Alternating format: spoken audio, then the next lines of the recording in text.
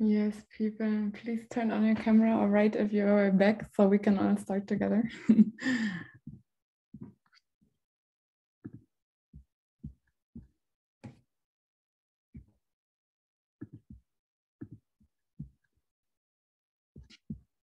Who's back here on time?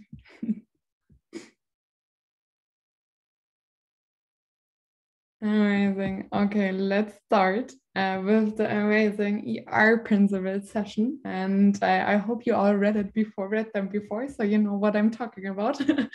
But in general, the objectives for the session is that you get to know the ER principles, you know how you can use them. Then we will also focus on the main two things. The first thing is how we work or how we can work with global and regional partners and their coordinators together. And then also how you can use the global sales model in order to amplify the collaboration within the region, but also within the whole ISAC network in order to become better in sales. Yes, as I said earlier already, this content will be a bit heavy. I'm sorry that it will be a podcast of myself. I'm really sorry, but I hope you can understand everything. And then also please, make sure to take notes if there's, if you need to remember something. Of course, you can always go back to the ER principles, but maybe you have something in mind that you can just write it down now and then also ask questions if you have, because in the end, this is the ER principles are a governing document, which we need to have in place. So also make sure that everyone understands it. And yes, why do we actually have the ER principles? Can someone answer me this? Why do we have this governing document within the organization? And you can just write or unmute yourself. All good from my side.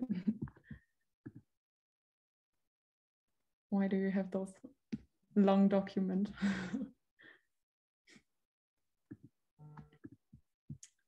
Yeah, prevent partner confusion. Yes, Eugene, very good point. And then we can be on the same page externally. And that's, yes, mainly the two also main things. The first thing is to keep the process in check. That's also true. Yes, so mainly why we have it is, first of all, is to collaborate in order to know how we can collaborate together in a really efficient way, how the processes work and so on, and how we can actually then master it for success. Then, of course, also alignment, as also someone of you said, especially when we're looking at an external environment, but also internal alignment, and then also professionalism, because in the end, it doesn't matter if a partner gets approached by, I don't know, if it's ISAC in India or ISAC in Malaysia or ISAC International or Regional Office Asia Pacific. For partners or for externals, it's all ISAC, and it doesn't make a difference who the person is behind it or which office or which committee and so on. So yes, in order to be professional, perceived by outsiders, we will have the ER principles and you can follow them. And how the whole ER principles are built up. And of course, if you read them, you know the general flow, but I wanted to quickly let you know what is all covered in there. So of course we have an introduction why we even have the principles, then we have the global sales structure, then the global sales portfolio will follow. You will also have with Chris, the AIVPBD, also a session about this. Then we have an internal communications guideline in there, and then also the global sales model. And in general, I built also my session up on all the things that are exactly like this written in the ER principles. So I will also not go through each of the point, but I wanted to wrap up some, let's say, main things that we should always consider and that you should know about the ER principles itself. Yes, and as I said, as one of the main points that I wanted to start with is in general how we work with our global and regional partners, because those are really huge partnerships that are present in a lot of entities in a lot of regions, and of course we need to know how we can work with them. And before we want to start, I actually wanted to ask you, which global or regional partners do you actually know? Like, what comes to your mind when you think of global or regional partners that we have? And you can just write in the chat. Nokia, Electrolux, PwC, yes, very smart. TCS, DBDHL, Mind Valley, Nokia, Deloitte not, but Huawei, nice. Tata, yes. Anything else, any partner, any other partner, DHL, yes. Nestle, not a global or regional one, but a partner from a lot of entities. Microsoft, waiting to be upscaled. Unilever, also partnering with a lot of entities. Not directly a regional partner yet, but still. Amplifon, yes, also one partner. Nice. I am glad you already know some of them. And of course, you will also always find them in some tool that I will introduce you later on. So you can also always go back to those partners. But those are in general our global partners. You mentioned like already a lot of them. Consortium. There's also Husqvarna Group, DP World, there's Wipro and ING and so on. So there's a lot of different partners and a lot of different sections or sectors in the business area. And then we also have, of course, regional partners. Not all of them are present in Asia Pacific, but still, of course, some of them are focusing specifically Korea, China, Mindvalley, also Apple. So those are, let's say, the main things that are also like main partners that are also present in your region. And before we want to focus more on this, on where you can actually find all those global partners, I wanted to ask you questions, and you can just write in the chat yes or no. Who of you actually uses a CRM? So who of you who uses HubSpot or Salesforce or Odoo? Yeah, I see already one yes. Who else is using a CRM? Yes, I'm really proud. That's good. Yes, more people are using it. You have it yet, you don't have it yet, but you will for sure have it. Nice. Yes, and guess what? On a global level, we don't have a CRM. So we cannot just go on a CRM on some cool fancy platform and check what are your global partners, what are our regional partners, what are they taking from us? So what we do, because we don't have this, is that we have a really, really simple spreadsheet where you can find all the partnerships that we're having on a regional level, on a global level, and on an entity level. So you will find all of those information in this so-called global focus list. And then also there you can find all the organizations that AI and regional office want to reach out to during that term. So since we don't have this, really don't use HubSpot, you cannot just go on HubSpot, but you can simply go on this focus list and see who are we partnering with, who do we want to reach out to, and so on, to be on the current state. Yes, and how or why does this help us? And it's first one tool that can help you to collaborate and to also mutually support the sales process, because you can always go back to this list and see, for example, I saw in the chat that Unilever or Nestle or something like this, I know a lot of entities are partnering with them. So maybe if they have some, let's say, branches in your entity, you can also ask just for a referral or something like this, and it will in general help us to somehow collaborate on sales. And then again, also be professional and aligned when it comes to our external partners, because we know who's taking care of which partnerships, who we can reach out to, who we cannot reach out to, and so on. And this should help us with aligning, let's say, all the processes around global regional partners, but then also if we go further into it, also sales.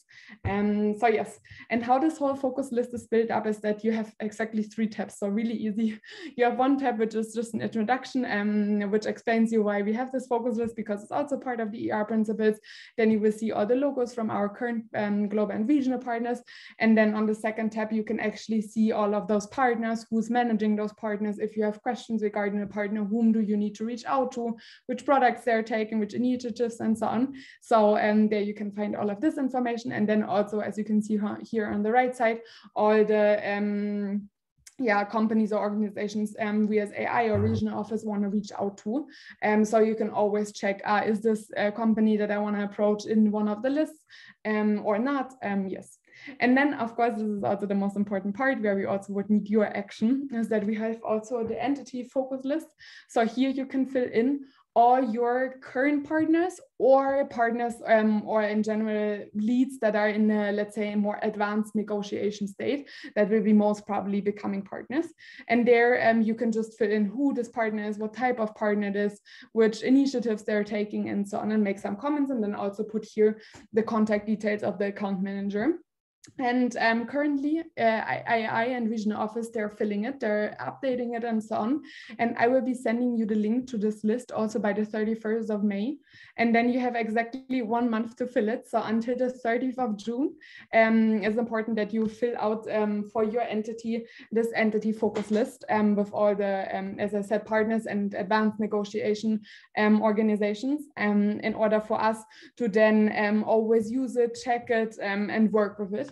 So this is, let's say, one thing. And yes, as I said earlier, all of the global and regional partners you can always find in there. So if you're not sure, just look into the global focus list, and then you have almost probably all the information about all the organizations that we've reached out to. Yes, but of course, let's see how we can actually work with those partners. And I wanted to quickly introduce you also just as part of, it's also part of the ER principles, what a global and regional partner is. It has mainly two criteria. It is a genuine, natural, or legal person that is representing or represented in the global or regional office of a company. So also governing or handling operations in more than one entity, and this can be then become a regional and global partner. The difference there between global and regional partner is that, for example, regional partners, they might have operations in different entities, but they're all part of one region. And then if a partner has the potential or already has operations in more than one region, then they're becoming global partner. And then the second criteria is actually that we have a signed contract or are in the contract negotiation phase. And this is when we actually can consider as a global or regional partner. And then there's two types of partnerships. As I said earlier, there's global and regional partners, but then it's also a bit differentiated because some of the global partners and regional partners, they have a global coordinator and some of them don't. And based on this, of course, the work also with the partners are different. But you can find all their contact details, if they have a GC or not, all in the global contact list, where you can also find all the other MCVP's contacts. You can also find all the GCs or not GCs contacts. So whenever you want to work with them, you also have their contact details there. But yes, I wanted to quickly also go through some of the, let's say, main JDs of a global and regional coordinator. And you might be thinking, okay, why do we need to know what's their responsibility? Because in the end, I think it's really important that we're aware of what is each other's, let's say, responsibilities in order to make sure that we can collaborate and work together successfully. So in general, the GC and regional coordinator task is that they support the global talent acquisition within a company, and they're mainly taking care of all the aspects between in the partnership between the partner itself and then also ISAC.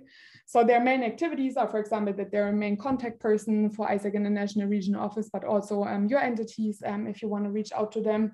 Then they coordinate all the expansions. So if we want to start operations in a different country, the GC is coordinating this. Then they also support the delivery of conferences and so on in the whole partnership. Then they, of course, ensure the alignment between the host entity where the interns actually come to for the global exchange program, and then also align the selection process so everyone's on board, what's happening. Then, of course, they're also supporting with general employer branding initiatives. They're preparing and coordinating the graduate program. They support other recruitment activities, like, for example, if they do first interviews or if they should track KPIs and so on. And this is also part of the GC's responsibilities. And then also they, in general, track the KPIs of the partnership and collaborate with marketing to communicate the partnership inside the company, but then also on an outside company level. And as I said, it's really important that you just know on what are GCs actually doing, what can they do, what can they not do, in order for you to also know how you can work together with them. But of course, those GCs are not just some random thing or something, but they're actually people behind the screen. And therefore, I actually got a small surprise for you, a small little message from actually some of the global coordinators from some of our global partners. So yes, feel free, enjoy it, and get to know our first global coordinators. Hey Isaac, this is Mina Desalolo. I'm current GC of Eton, and I will be telling you a bit about my Isaac experience. I joined Isaac in 2016 and Isaac in UK, and I continued my experience in Isaac in Turkey. And currently, I am in Isaac in Spain. I am working as MCP of Outgoing Operations. And what makes Eton special is that I think Eton is a key player in energy transition, and also Eton is a very green company that is contributing, that has plans to contribute to 2030 agenda, which is I think super important, especially when we're working with SDGs. And I cannot wait to work with you, and also I wish you a really nice conference. Enjoy your day. Hello everyone, my name is Sara. I'm the current global coordinator for UCB, and my last role in ISAC was as MCVP ICX for the term 1920 in Spain. And something that makes this partner UCB really special is that, as our motto says, we are inspired by patients and driven by science. So we really put in the center of everything that we do how we are going to improve their life conditions. Hey Isaac, I'm Adelina. I was MCVPPD Corporate in 1819 in Isaac in Italy, and I'm the current Global Coordinator in Codognoto Group with headquarters in Italy.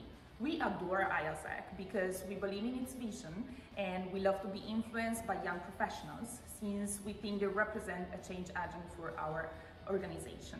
In the same time, we do encourage and challenge youth to accelerate their growth and boost their career by giving them the opportunity to continue their experience after the internship.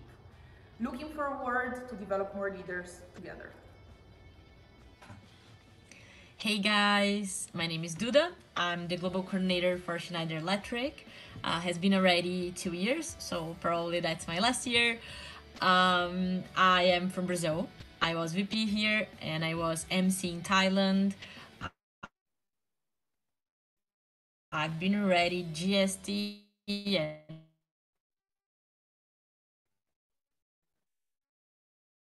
consider a journey in place to work.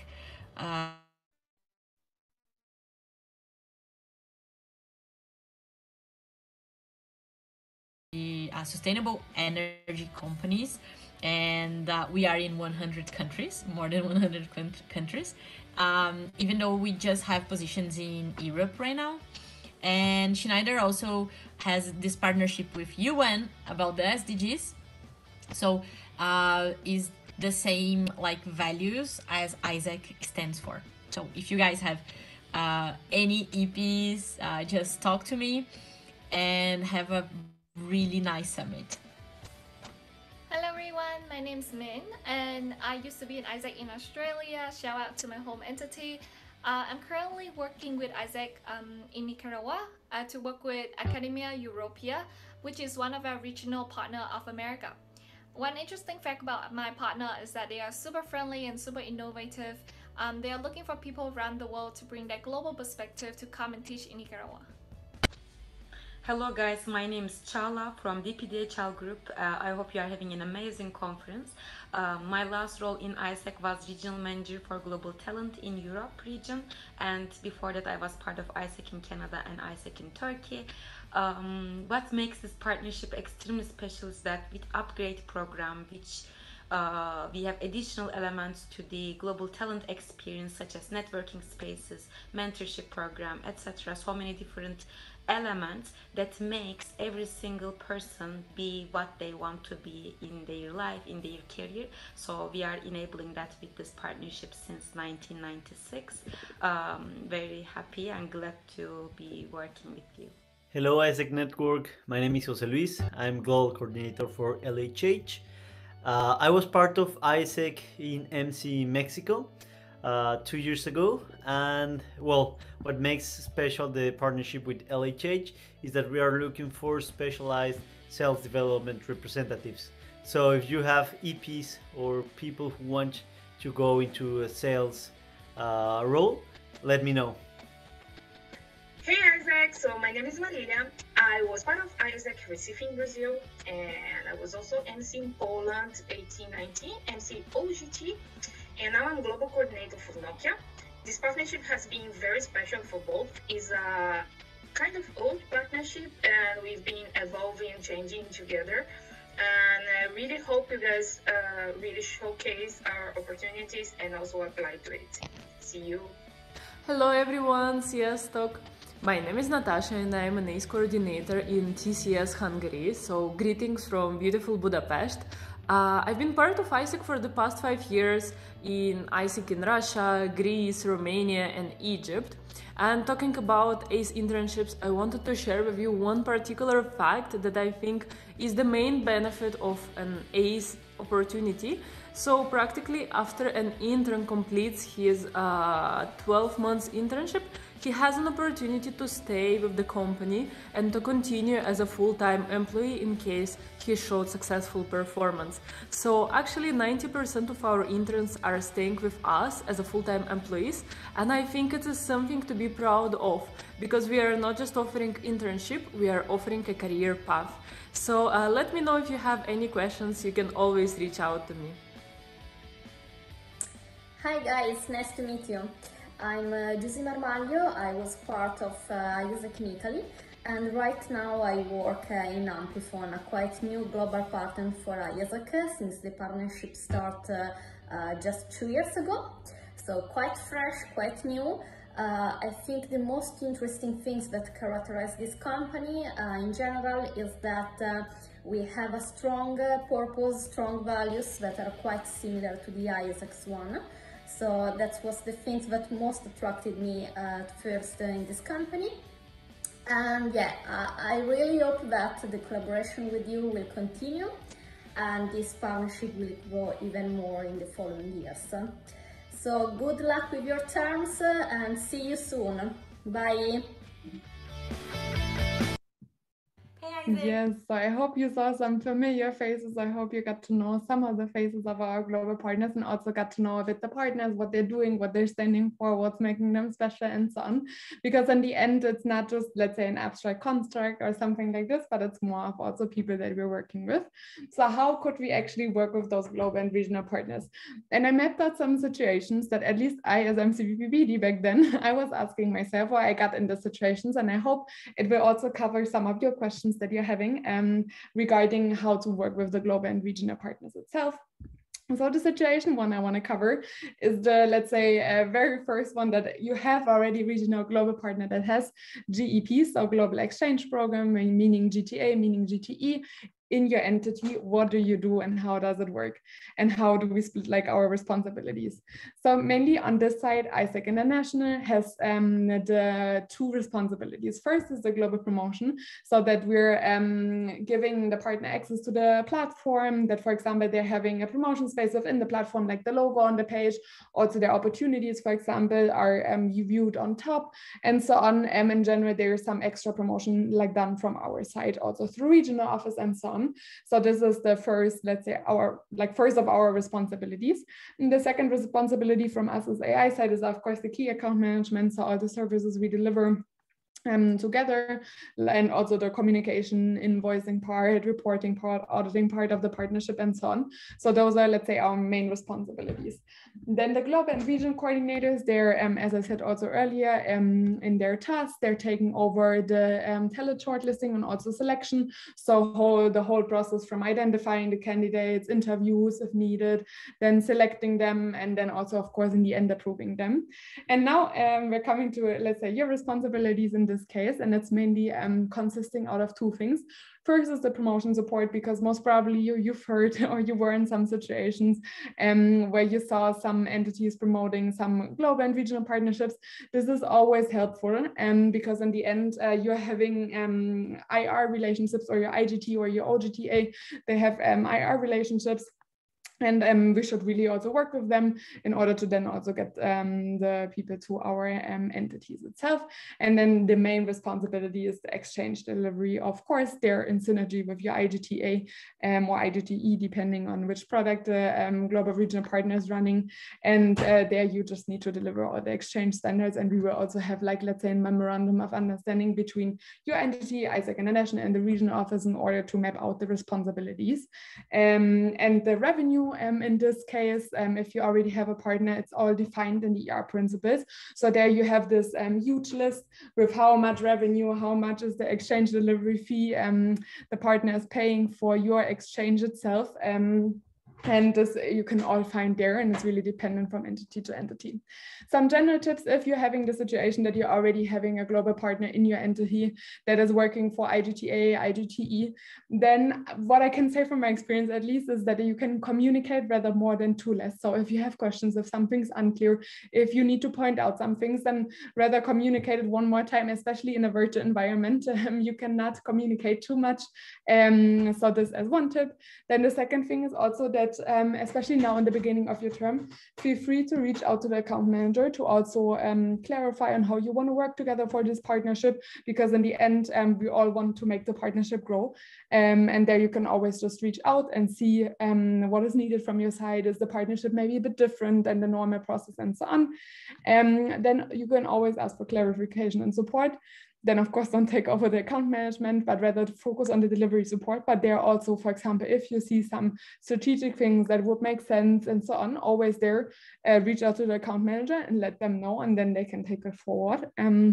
And then as the last thing, of course, you can or should enjoy working with the global and regional partners that you have in your entity. Because I don't know, when I was MCVP video or VP IDT or whatever, I always enjoyed having also, of course, the interns in my country or LC. So they're also just enjoy it. Nice. So coming to the second situation, what if we have one regional or global partner that has purchased a GAP, so a global amplifier program, for example, digital campaigns, conference, participation, youth speak forum, and so on, in your entity? How do we work in this case? And how our responsibilities are split there is that first, when it comes to, okay, will the partner have a GAP in your entity? What do we do as AI? What do you do as an entity? So from our side, in general, we would onboard you. If we see this opportunity, then we would reach out to you and onboard you on what is the plan and so on. And then you can either confirm or like decline the interest and decline the opportunity. But if you confirm, of course, then we're both just discussing and agreeing on creating together the final proposal. Then once we move forward more in the negotiation, and from our side, from AI side, it's more the responsibility to lead the negotiation and also close the negotiation. And from your side, it's mainly the support with the negotiation. And then if you, for example, need additional data and so on, or information, that you can provide this to us. And then in the whole preparation phase of this GAP itself, from our side, it's mainly, or like from our both sides, it's mainly that we discuss and agree on like a timeline and next steps, responsibilities, and so on. And then from our side, we would create such kind of memorandum of understanding, meaning, let's say, a small contract between your entity and us. So we there state the responsibilities of each party that we can always go back to. And then from your side, it's mainly that you start preparing the delivery, and recording what's happening.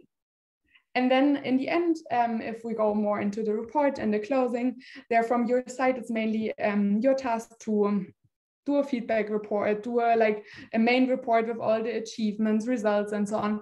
And then from our side, it's mainly providing feedback on this and then sending also the report to the partner, invoice the partner.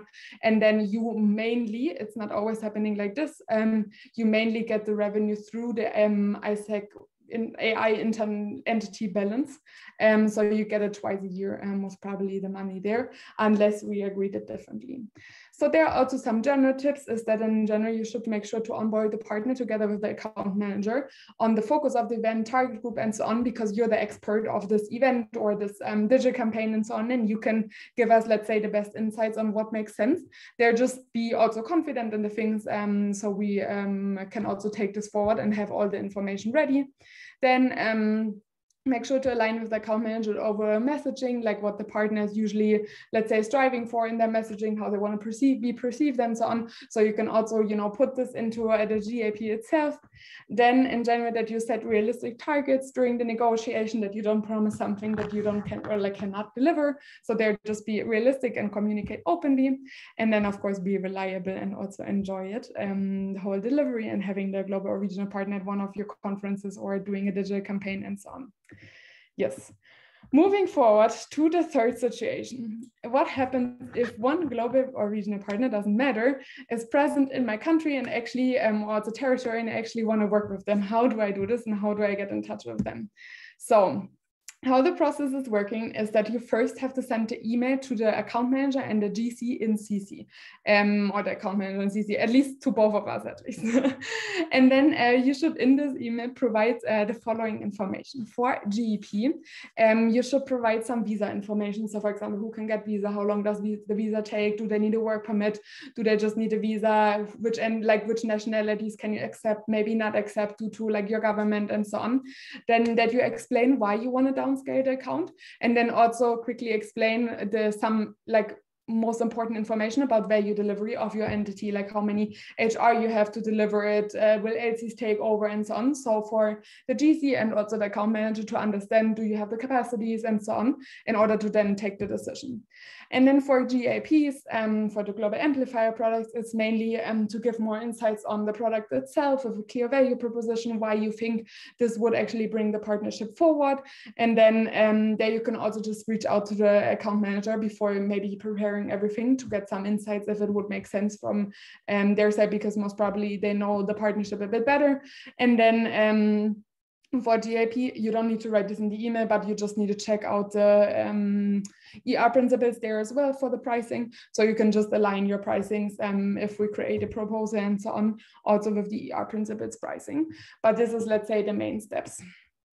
Here you can also see how this whole flow goes. This is the same graphic as in the ER principles itself. So just make sure if you have like such a situation where you want to downscale a partnership, then just go through it and see here. And there's some general insights from, let's say, now more of an account manager perspective. It's always better to provide more information than too less. So for example, if you know that you want to downscale this partnership because a lot of your alumni from your entity are working in the company, then also, for example, already send us the names and so on, because then it will be easier to actually also internally sell it in the company because they have already the contact persons there that know ISAC. Then feel free always, as I said, to also reach out to the account manager for more insights in the global partnership direction and so on. I mean, in the global focus list, you can see which initiatives they're taking, but then also feel free to reach out to the account manager if you want any more insights. And then in general, all global and regional partners, I can promise, they're looking for expanding their partnership.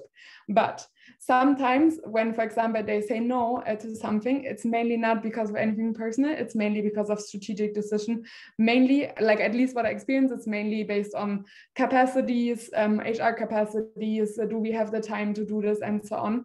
And then also simply a strategic decision, but they're always, go for it. Like if you see a clear value proposition, if you provide us all the information, all GCs are open in evaluating them and seeing if they can, or if they want to move forward with them. And then just as a last reminder here, in this case, just approach the GCs and regional coordinators and us as account managers and never reach out directly to the company. And also please downscale this information to your LCs in order for them also to know whom are global partners, regional partners, how should they work in the process if they maybe also want to downscale something, then it should always go through you. So we have some kind of an alignment there. Yes, then the fourth situation is actually if an alumni or a contact person from a global or regional partner reached out to you for collaboration, what do you do in this case? Because this, of course, also happens because thankfully we have some really active alumni that also want to bring the partnership to your entity. So if they reach out to you, what I would always suggest is that you just explain them that we have a global regional partnership. And then I would always put the global coordinator and the account manager in the loop. And from this moment on, then we can just work together and decide on how we can approach the whole topic and see how we can downscale the, let's say, partnership in your entity, if it makes sense. Yes. And then the last situation for how to work with global partners, because it can sometimes happen that you will have an issue with a global partner. This is like normal. I mean, we're all working with people. So what do you do in such a situation? And there I would just suggest you, if you foresee any challenge or issue, just reach out to the account manager. And especially if you already foresee something that might arise as a problem or something, also feel free to reach out to the account manager. So you're together and then can solve the problem itself and the challenge itself before arising. So there also just be open. Yes. So about account management, how working with global and regional partners, do you have any questions so far? I know it's a lot, but for now, do you have any questions or any concerns, insights, something unclear? I have one question. Does every global / regional partner that we have at ISAC have an account manager? Yes, every partner has an account manager. You can see it all in the global focus list. There's the contact details because we, of course, don't expect you to remember all our partners. But there you can always reach out to the account manager itself. And also feel free to follow up on, like, especially if you're asking the account manager. Since sometimes, of course, emails can get lost in the whole email flow. But there, everyone has someone. Any other question?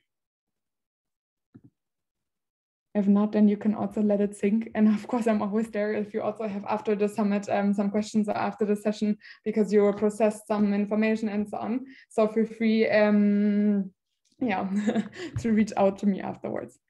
Nice. So what about actually sales? Moving forward to also one of the other topics that is a huge topic in the ER principles. How do we actually amplify our collaboration there in order to make sales really successful? And again, I mapped out some situations that might appear and also the process and how to work with them. Yes, in order for you to like bring it a bit closer to you. Yes, by the way, do you want a 2 minutes break? I know it's a lot of content. Just say, I think we would have the time, but just let me know if you need a 2 minutes break. Otherwise, we can continue. Yeah, all good? Okay, good. Then the first situation, what happens in sales if, for example, a GEP or GAP of a global regional partner gets sold to your entity, but you didn't have this partner before. So this is not a partner that's already working in your entity. How do you work with this and how does it go? So this is actually the expansion model 1, which you can also find in ER principles. And there the account management still remains at ISEC International and or the regional office. And the pricing there for the GAP or GEP is all aligned in the ER principles. So you can just check how much would you get, how much revenue would you get from these things. And how the whole process works is what we as ISEC International or regional office, we identify an opportunity and then we will contact you. So then after contacting you, you can either accept or decline the opportunity if you want to work with this partner or not.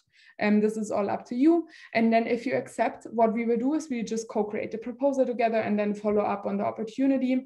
And then if the partner in the end accepts, then we will sign a contract with them or sign an addendum to a current contract with them. So you don't have to do anything there. And then you just basically need to sign our, let's say, internal contract again, our memorandum of understanding, where we map out the responsibilities. And then the whole flow of the delivery will be discussed in the whole process then.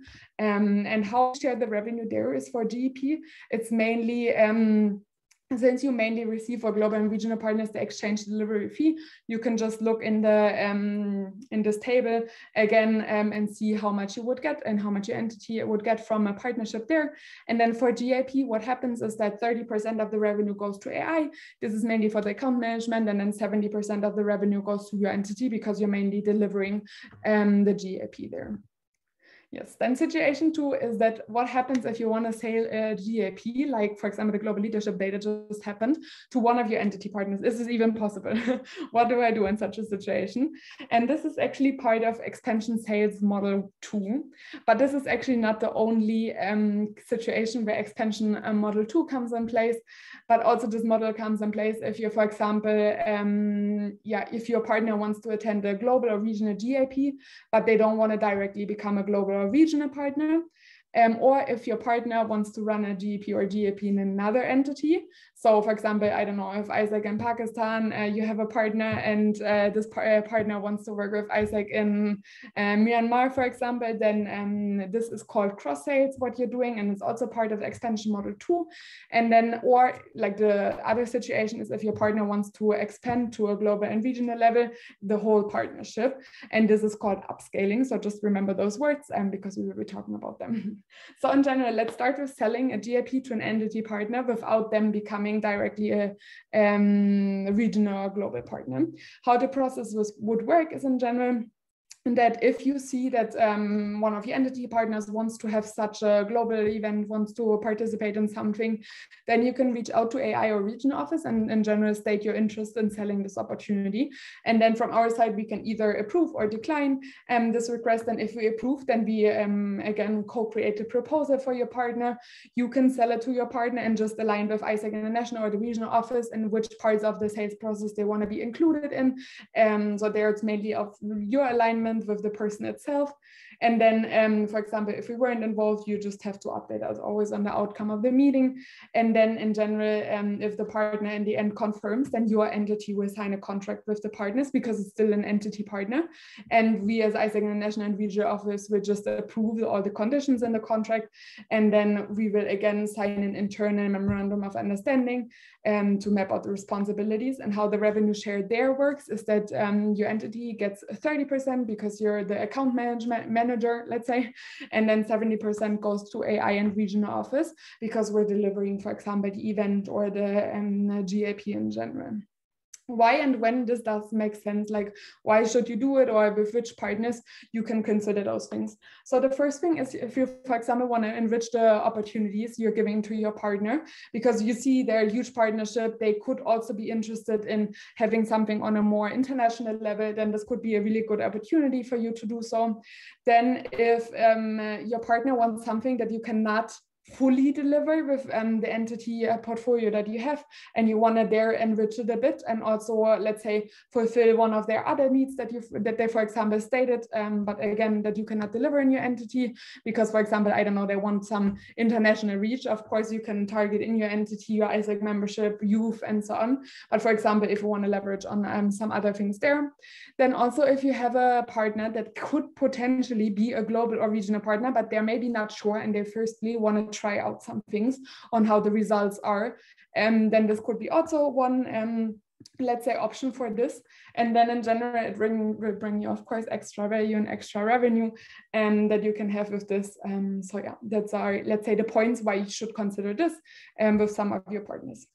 Then looking at the other case, for example, that you're not just selling something global or regional, but actually upscaling a partnership to a global or regional partner. How does this work? And so in general here, as a hint, just for you to not be, oh my God, but what happens to our own contracts and so on, what will happen is that in general, your current contract that you have with the partner will not be directly canceled. So it's not like, okay, we sell it and tomorrow on all the promised and signed activities will fall off and they will just partner on regional and global level. This will not happen. But firstly, your contract will terminate. And then from this moment on, the regional and global contract or global contract will come in place. And then in general, let's say what is always important there is that to consider that throughout the negotiation, the entity partnership and the current partnership shouldn't be affected negatively. So that's also what all stakeholders are striving for in this process. Yes, but how does it actually work?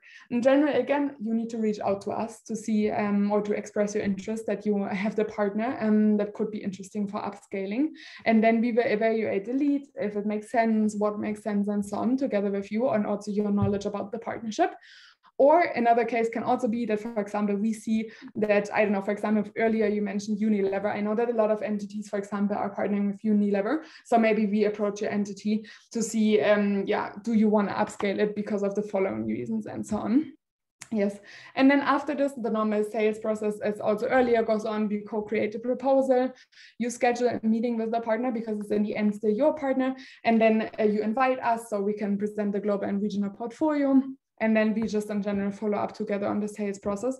And how the revenue share works there is that for GEP, again, it's like aligned in ER principles depending on your entity. And then for GAP, 10% of the whole next year's contract frame goes to your entity. And at least if I say from experience, that usually regional and global contracts, they have quite a high revenue, always mentioned in 1 year. So you can also get like quite some money out of this. Then 35% go to the stakeholder that does the account management, so mainly ISAC or international or regional office. And then, for example, if they're also delivering some GAP in another entity, then also 55% go to the entity that are delivering the GAP there. And yes, this, as I said, applies for the first 12 months after the contract is signed. So not just for one thing, most probably it's more things, and it's for this 1 year afterwards.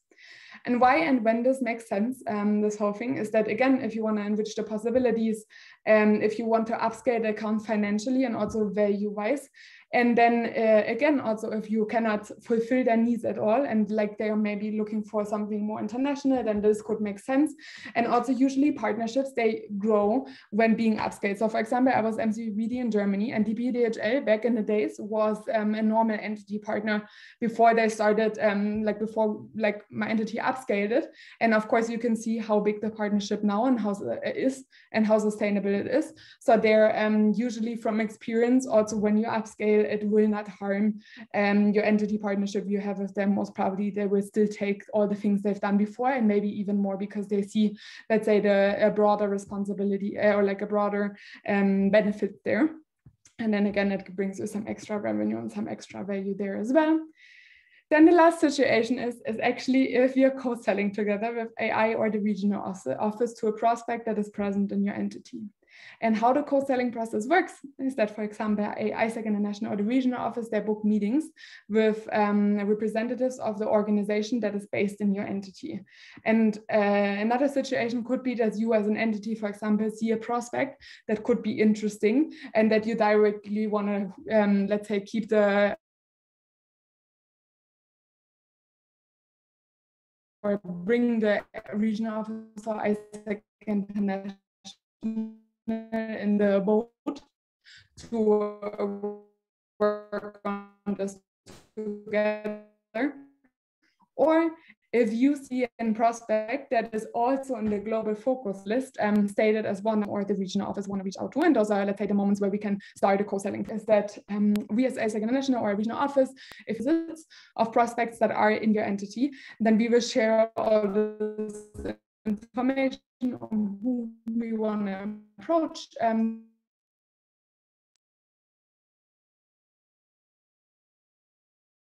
visit. And then if this prospect is on our focus prospect, but you can just approach AI out to them because I don't know, we have